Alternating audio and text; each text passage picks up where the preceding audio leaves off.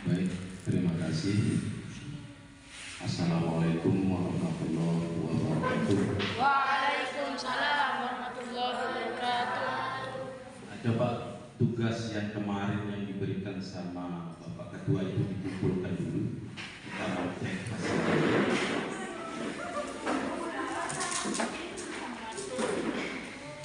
Kumpulkan.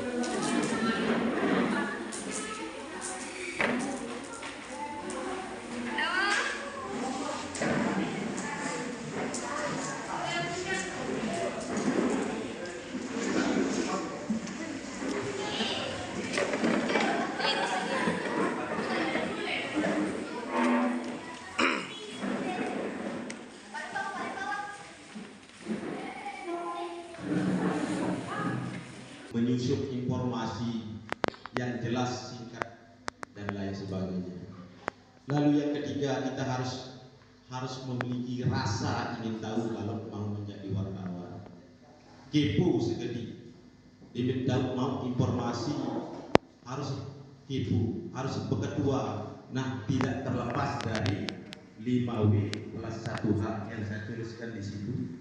Yang kata apanya, apa yang terjadi, peristiwa saat kita temukan itu yang ditulis dalam pemberitaan yang pertama. Yang keempat, itu kita harus banyak membaca juga supaya bisa kita tahu informasi-informasi dari. Baik, Mutiara Asim, mana itu?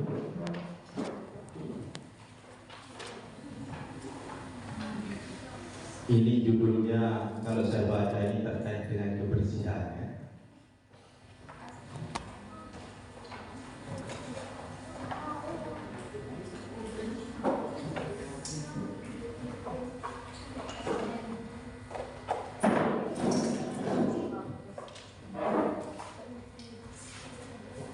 Kalau kita berbicara terkait kebersihan, ini contoh saja dari baik asli. Kalau kita mau bikin berita, jadi kebersihan itu apa? Itu yang dijelaskan pertama, apa manfaat dari kebersihan itu, peristiwa kebersihan itu. Karena kita lihat banyak sampah yang berserakan di sana sehingga kita peduli terhadap kebersihan. Itu yang pertama ditulis dalam kata apa. Lalu itu dijelaskan dalam kata apa itu, paragraf pertama itu dijelaskan kata apa terkait dengan kebersihan. Paham maksud saya? Nah, itu yang ditulis dalam paragraf pertama yang dari kata apa atau. Lalu dilanjutkan dengan paragraf kedua. Kalau yang kedua ini kita akan langsung ke TKP-nya, di mana harus kita melakukan kebersihan. Nanti ditulis di sana di dusun mana, desa mana, kelurahan apa atau kecamatan apa, selanjut dengan kabupaten. Itu ditulis dengan saat melakukan di mana kejadian kebersihan itu. Misalnya ada pemerintah desa melakukan kebersihan di desa, di dusun ini, desa ini, kecamatan ini, kecamatan tanggal sekian. Itu yang ditulis dalam paragraf kedua atau alinea kedua. Paham? Nah, nanti juga di pertanyaan pas wawancara akan seperti ini. Misalnya siapa narasumbernya? Waktu ditanya oleh Rasulullah, apa sebenarnya apa manfaat dari kebersihan ini, Pak? Terkait dengan karena banyak sampah yang berserakan sehingga menimbulkan bau busuk. Terus apa langkah Bapak sebagai pimpinan kepala desa? Nanti narasumbernya yang ditanya seperti itu. Jadi nanti dijelaskan sama narasumbernya, itu yang dijelaskan dalam kata mengapanya nanti di situ. Kalau di mananya sudah tahu lokasinya kan di situ, karena kita turun langsung di situ. Jadi lokasinya kita harus tahu sehingga ditulis dalam pemberitaan itu dalam paragraf kedua. Paham? Lalu kapan diadakan kebersihan? Kapan diadakan? Kapan dilakukan kebersihan? Nah, misalnya ada mau melakukan kebersihan, misalnya kita tanya kepada masyarakat sekitar atau kepala desa, siapa narasumbernya, kita turun langsung, Pak. Kita bertanya, saya dapat informasi bahwa akan pemerintah desa akan melakukan kebersihan. Kapan dilakukan? Misalnya seperti itu pertanyaan. Nah, dari jawaban narasumber itulah yang ditulis dalam paragraf ketiga.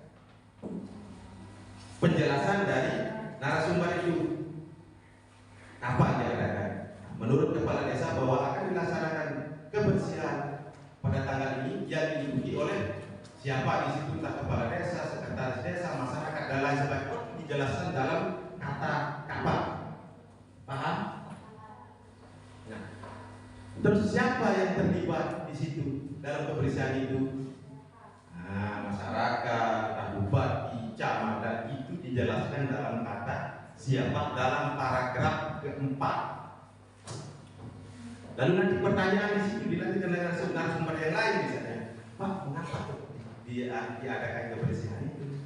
Nanti kan dijelaskan di situ. Tinggal adik-adik menulis apa dari jawaban, misalnya Pak Camat, menurut keterangan Pak Camat kebersihan ini dilakukan karena ini apa alasannya di situ. Nanti itulah isi berita itu. Terakhir kata bagaimana? Misalnya masih dalam kita narasumbernya camat atau desa atau bupati. Pak, bagaimana caranya untuk melakukan kebersihan? Prosesnya seperti apa, Pak? Menurut Bapak. Nah, nanti di sini akan ditulis siapa narasumbernya di situ. Itu yang ditulis dalam kata paragraf terakhir, dijelaskan. Di atas sudah dijelaskan, dibaca dari atas sudah paham, di bawah terakhir juga semua pembaca akan mengerti. Kesimpulannya bahwa pembaca itu paham dengan apa yang kita tulis. Itu maksudnya berita. Tidak berulang kali tapi paham. Pembaca itu paham. Ngerti maksud saya? Jadi pertanyaan juga sama nanti pas wawancara itu. Ini kuasai dulu. Kata apa, kata gimana, kapan terjadinya, siapa yang terlibat di situ. Kalau kebersihan. Tapi kalau dia kriminal, kalau siapa ini, siapa korbannya, siapa pelakunya, harus dijelaskan di situ. Kalau korbannya umurnya berapa, nama siapa, umurnya berapa, dari desa mana, dusun mana, itu dijelaskan. Termasuk juga pelakunya dijelaskan di situ dalam kata siapa. Siapa ini artinya nama korban dan pelaku kalau kriminal. Paham sudah ya? Nah, jadi pas diwawancara nanti yang penting ini kuasai dulu pertanyaan, insya Allah pasti adik-adik bisa. Kalau sudah kuasai kata apa, di mana, kapan, siapa, mengapa, dan bagaimana, di penulisan juga akan sama. Isi dari pertanyaan itu ditulis dalam tulisan. Wawancara juga akan seperti ini. Jadi keterangan dari narasumber itu itulah yang ditulis nanti.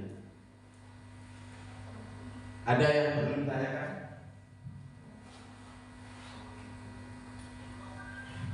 Sudah bisa? Paham semua? Para jadi paham-paham, para paham kedua, ada yang tahu? Kalau sudah paham, kita akan lanjutkan lagi.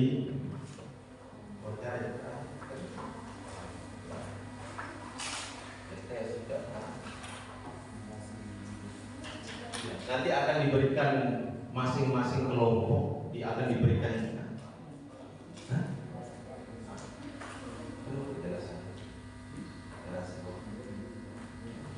Mungkin kalau selanjutnya akan disampaikan oleh Pak Ketua Umum terkait cara menangkal berita-berita hoax. Jangan sampai kita memberitakan sesuatu yang belum tentu benar. Mungkin itu yang saya sampaikan saat ini. Terima kasih. Assalamualaikum warahmatullahi wabarakatuh.